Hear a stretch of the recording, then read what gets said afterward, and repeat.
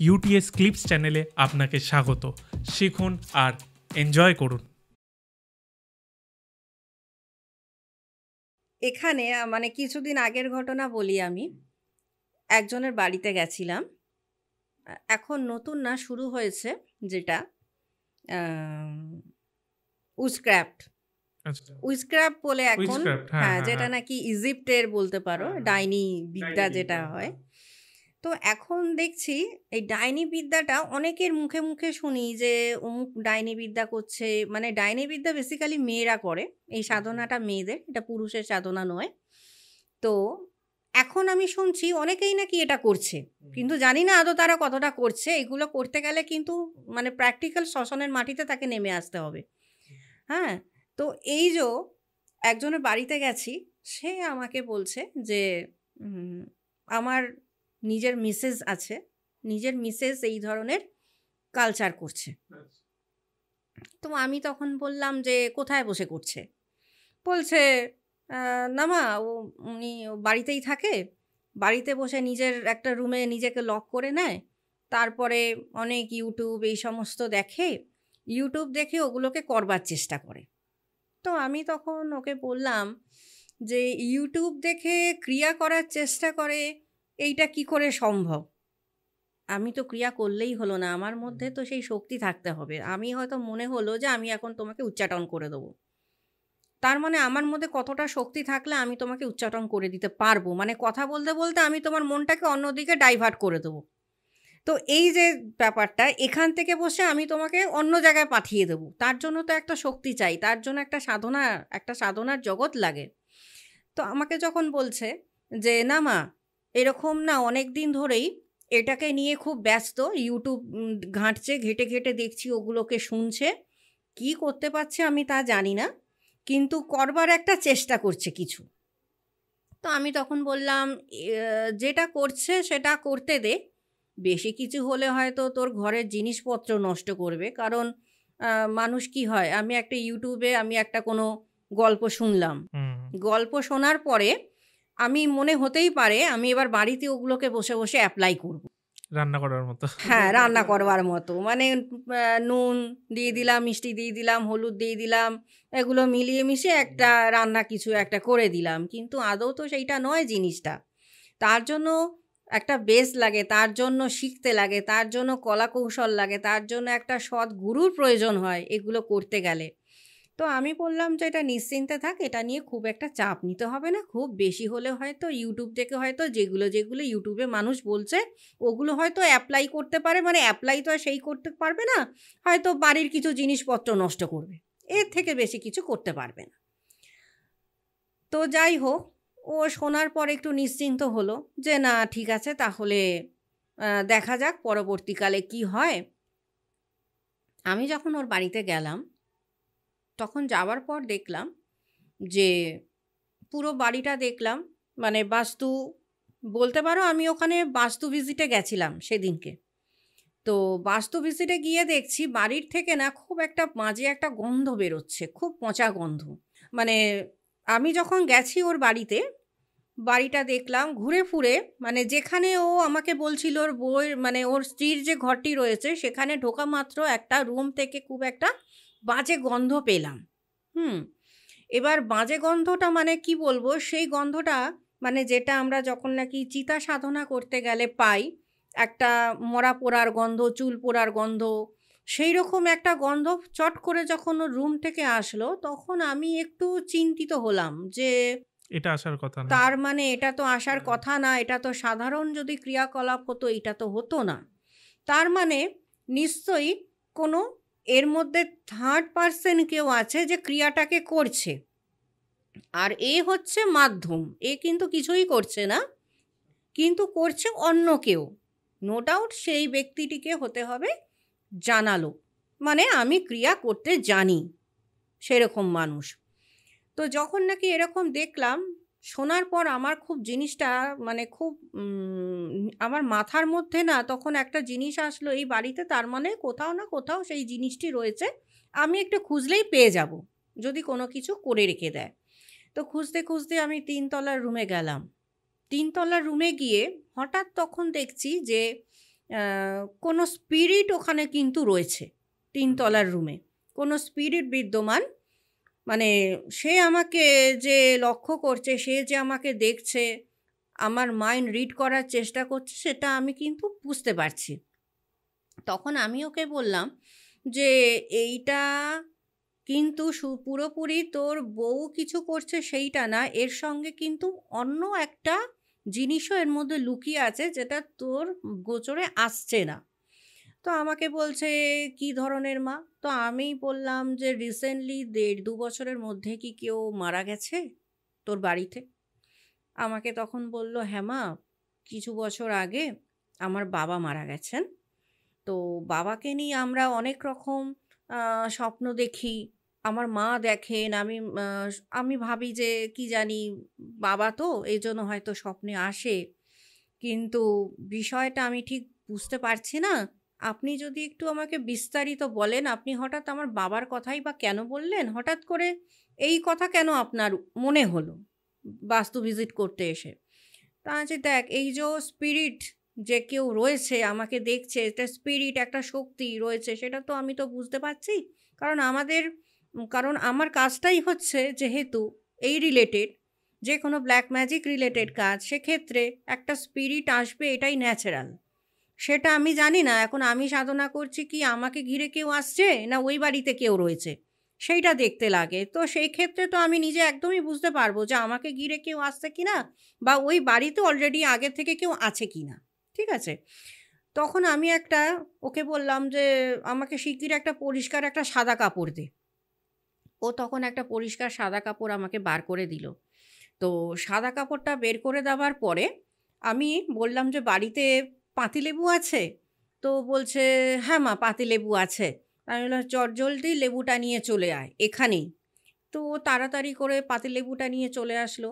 সাদা রুমালের মধ্যে, যেমন আমরা যেভাবে আমরা দেখে থাকি, ওখানে যদিও মন্ত্র আমি এখানে না বলতে মন্ত্র না, পারবো না। কিভাবে ঠিক ওটা কি আছে। বলা যায়? হ্যাঁ, মন্ত্র বলছি না, মানে হ্যাঁ। যেটা সাদা কাপড়ের উপর ওটা কি বলা যাবে? হ্যাঁ, সেটা বলা হ্যাঁ, ওটা যাবে। বলুন। কিন্তু সমস্যাটা কি, এগুলো আবার এই যে অনেকে শুনছে, এগুলো হ্যাঁ। আবার এপ্লাই না করে বসে। হ্যাঁ, এটা এটা হচ্ছে সাবধান থাকা হ্যাঁ, মানে এটা কিন্তু আ সাবধান, মানে এগুলো ক্রিয়া করবার জিনিস নয় চট করে।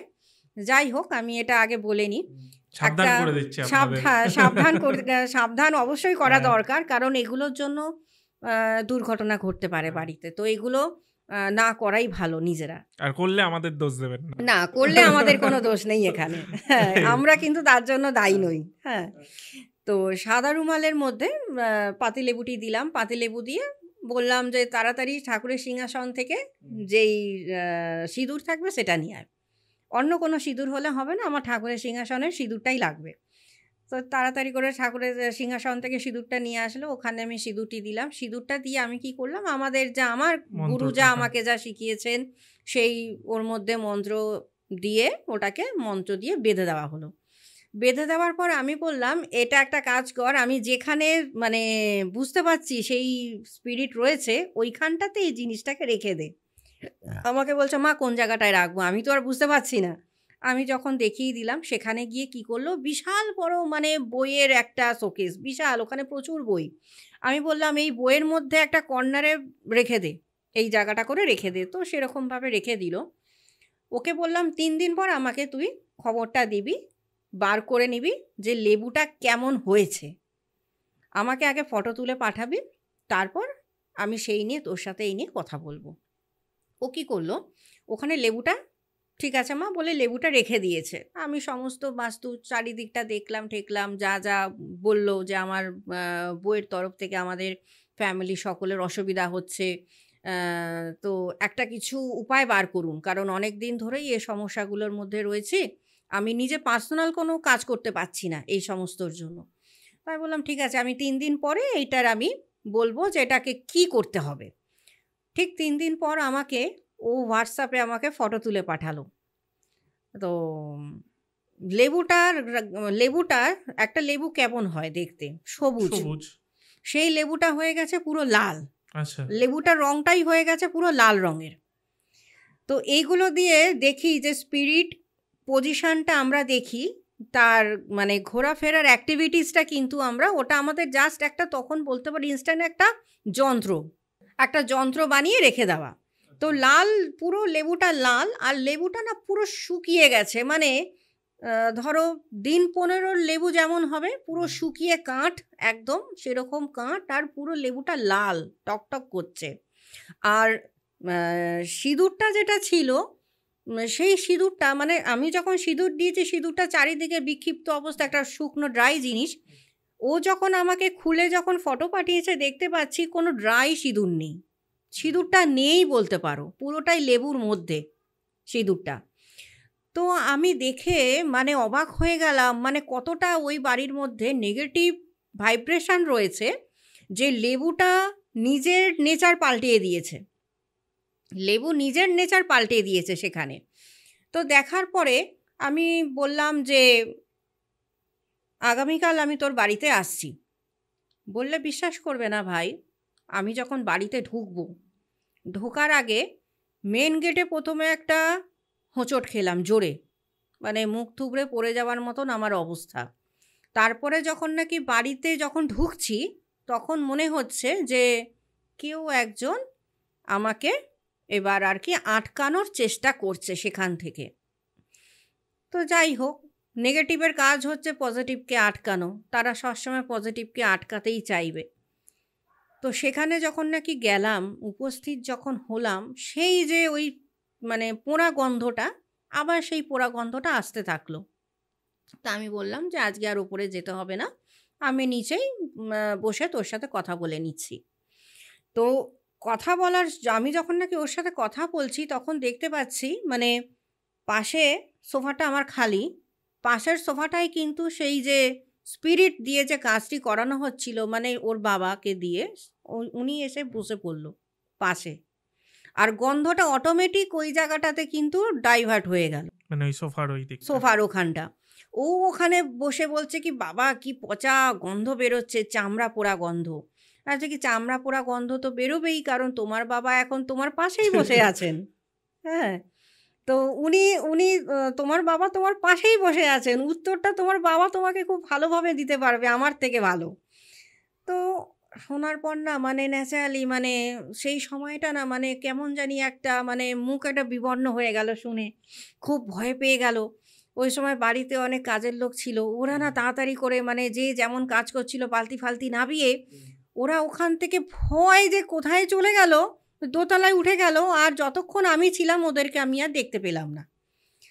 তো ওইটার পরে তো তখন আমাকে বলছে, মা এর উপায় তো একটা বার করতে হবে। তো কালা জাদু এমন একটা জিনিস, ব্ল্যাক ম্যাজিক, যেখানে কিন্তু মানে এই ধরনের নেগেটিভ জিনিস থাকবে বা নেগেটিভ ক্রিয়া হবে, এটাই স্বাভাবিক। এইবার বলতে পারো যে কালা জাদু দিয়ে কি আমরা শুধু নেগেটিভই করি মানুষের? আমরা কি কোনো কিছু ভালো করছি না? কালা জাদুটা কি শুধু নেগেটিভের জন্যই ইউজ হয়? যার জন্য ডামরতন্ত্রে কিন্তু নেগেটিভও আছে, পজিটিভও আছে। তবে পজিটিভটা মানুষ নেয় না, নেগেটিভটা মানুষ বেশি নেয়। ঠিক আছে? তো এই যে নেগেটিভ জিনিসটা, কালা জাদু করতে গেলে কিছুটা বলি, সেক্ষেত্রে কিন্তু আমরা যারা নাকি পশ্চিমবঙ্গে প্রচলিত সাধকগণ কিন্তু বিশেষ করে কালী সাধনার ওপর ডিপেন্ড করে। কিন্তু আবার যারা এই শ্রীকুলের আছে, যারা নাকি দক্ষিণ ভারত বা আমাদের উত্তর ভারত, পশ্চিম ভারতকে ফলো করে, সেখানকার যে বৌদ্ধিক তন্ত্র আর হিন্দু তন্ত্রের যে মিলে যে একটা যে তন্ত্র হয়েছে, না হিন্দু ধর্মের পুরোপুরি তন্ত্র সেটাকে দেখছে, না পুরোপুরি বৌদ্ধ ধর্মের তন্ত্রকে সেখানে দেখছে। সেক্ষেত্রে কি হয় না, ওই প্রত্যঙ্গিরাকে দিয়ে কিন্তু আমরা অনেক সময় কিন্তু এই মারণের কাজ বলো কি উচ্চাটনের কাজ বলো, এইগুলো কিন্তু আমরা করে থাকি। মারণের কাজ, উচ্চাটনের কাজ তখনই করি যে আমার কাছে চলে আসলো মানুষ, একে মেরে দাও বা ওকে উচ্চাটন করে দাও, সেটা কিন্তু হয় না। আমরা আগে দেখি, বিশেষ করে আমি আগে দেখি যে আদৌ আমাকে সেখানে উচ্চাটন করতে হবে কি না, বা মারণ করতে বলছে। মারণ তো আমার কথা হচ্ছে, আমি যখন কোনো মানুষকে জন্ম দিচ্ছি না, তার মানে আমার মারার ক্ষমতাও আমার নেই তাকে। তার মানে আমি তাকে মারতেও পারি না, প্রাণে মারতেও পারি না। কারণ আমি তো তাকে প্রাণ দিয়ে পৃথিবীতে পাঠাইনি, ঈশ্বর পাঠিয়েছেন। তো সেখানে আমি কি করে সেই মানুষটির প্রাণটিকে হরণ করি? এবার কিছু, কিছু ক্ষেত্রে কি হয় না, মানে যেমন এই যে উদাহরণটা তোমাকে বললাম যে বলেছিল যে এর বউয়ের উচ্চাটন চাই। মানে এই বউ যাতে বাড়ি থেকে যাতে বেরিয়ে যায়। হ্যাঁ, কারণ এরা পাগল হয়ে যাচ্ছে। মানে পাগল হয়ে যাচ্ছে। নিজেদের কোনো কাজ হচ্ছে না। হ্যাঁ, এই যে স্পিরিট, ওর বাবা মারা গেছে অনেকদিন আগে, তখনও মুক্তি হয়নি। কারণ কি করতো, এর যে আবার গুরু আছেন, যে নাকি ব্ল্যাক ম্যাজিক, যারা নাকি, আমরা তো ব্ল্যাক ম্যাজিক করছি, হচ্ছে আবার উইচক্রাফট মানে ডাইনি বিদ্যা যেহেতু করতো, এর যে গুরু আছেন সে আবার কি করতো না, এই যে বাবার স্পিরিটটাকে কাজে লাগিয়েছে। এর বাবা মারা গেছেন খুব রহস্যময়ভাবে। মানে এটার পিছনেও মানে আর কি দায়, যেটা কি মারণ ক্রিয়া করেছে বাবার ওপরে। তো যার ফলে কি হয়েছে না, বাবা মারা যাওয়ার পরেও কিন্তু সে কিন্তু সবসময় অনুভব করাচ্ছে আমি এখানে প্রেজেন্ট, আমি এখানে আছি। তো ওনাকে কাজে লাগিয়েই কিন্তু উনি এই সমস্ত কাজগুলো কিন্তু করে বেড়াতো বাড়ির মধ্যে। মানে একটা ভৌতিক পরিবেশ তৈরি করে দিয়েছিল বাড়ির মধ্যে। তো প্রথমেই দরকার হয়েছিল যে উচ্চাটন, যে একে বাড়ি থেকে আগে বার করতে হবে। না, আমি বলছি সে আপনাকে দেখেছিল তো, যে মহিলা এই কাজগুলো করছিল, সে তখন কোনো না, রিঅ্যাক্ট না, করেনি? না, সে তখন ছিল না। আচ্ছা। সে ছিল না যেহেতু উনি কর্মরতা একজন অফিসার। উনি সবসময় বাড়িতে থাকে না। ট্রান্সফারের জব। কখনো, কখনো উনি বাড়িতে আসে সপ্তাহে ৩ দিনের জন্য। বেশিরভাগ ক্ষেত্রেই কিন্তু উনি কর্মস্থানের জন্য বাইরে থাকে। আর ওই ৩ দিনই এইগুলো ওই করেন? ৩ দিন যখন থাকে বাড়িতে বসে, হ্যাঁ। ও যেখানেই থাকুক ও কিন্তু বাড়িতে কিন্তু শনিবারটা থাকে। শনিবারের কিন্তু বাড়িতে থাকবেই ও। শনিবারটাকে ছাড়তে চায় না। শুক্রবার দিন রাতে ঢোকে, শনিবার দিন থাকে, রবিবার দিন থাকে, সোমবার দিন আবার সকালবেলা বেরিয়ে ওর মতন বেরিয়ে যায়। ওই যে রাতটুকু পেয়ে যাচ্ছে, শনিবার দিন রাতটা পেয়ে যাচ্ছে, শুক্রবারের রাত পেয়ে যাচ্ছে, শনিবারের রাত পেয়ে যাচ্ছে, এই জিনিসগুলো কি করছে না, তখন ও অ্যাপ্লাই করার চেষ্টা করছে। তো এই সময় কিন্তু আমাকে তখন ডিসিশান নিতে হলো যে না, আমাকে উচ্চাটন করতে হবে, এছাড়া আর কোনো উপায় নেই। যখন নাকি কোনো উপায় থাকে না, তখনই কিন্তু এগুলো কিন্তু প্রয়োগ করে থাকি। কারণ দেখো, অযথা কারোর ওপর তো প্রয়োগ করে কোনো লাভ নেই। কারণ যেই ব্যক্তিটিকে ধরো আমি চিনি না, ধরো ওই ব্যক্তিটি কি সৎ, ধরো তুমি ধরো কোনো আমাকে বললে দিদি এনাকে উচ্চাটন করতে হবে। আমি হয়তো দেখলাম যে ব্যক্তিটি সৎ, খুব ভালো মানুষ, কখনো কারো কোনো দিনও খারাপ করার চিন্তাও করেনি, তখন কিন্তু আমি সেই ব্যক্তির উপর নিশ্চয়ই তখন প্রয়োগ করব না। আর সেই ব্যক্তির ওপর যখন আমাকে করতে বলছে, তার মানে সেই ব্যক্তিটি অসৎ, আমাকে দিয়ে করাতে চাইছে ক্রিয়াটা। কেমন লাগলো এই ক্লিপসটা আমাদের জানান এবং আমাদের চ্যানেল ইউটিএস ক্লিপসকে সাবস্ক্রাইব করুন।